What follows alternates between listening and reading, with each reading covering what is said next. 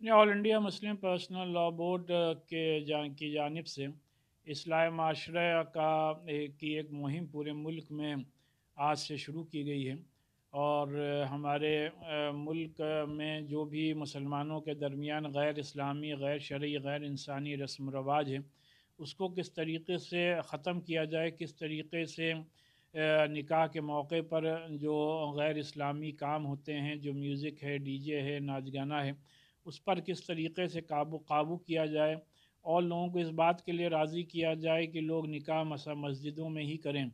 और निकाह की तकरीब में ना किसी अपने लड़के के शादी में जहेज़ का मुतालबा करें और ना अपनी बेटी की शादी में जहेज़ दें, बल्कि इस्लामी शरीयत ने जो बेटियों को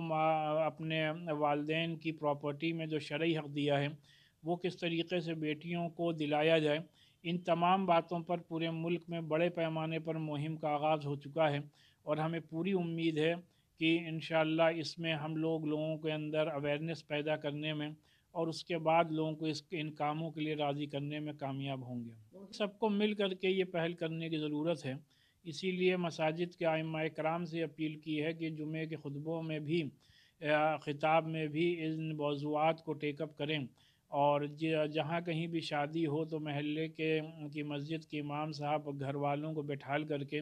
उनकी काउंसलिंग करें, उनको ये बातें बताएं कि मज़हब इस्लाम में शौहर और बीवी के क्या हुकूक़ हैं, शौहर और बीवी के क्या राइट्स और रिस्पॉन्सिबिलिटीज़ हैं, जिसमें कि जो हमारे यहाँ जो ख़ानदानी निज़ाम है, जो फैमिली सिस्टम है, वो और ज़्यादा से ज़्यादा मजबूत तर बन सके।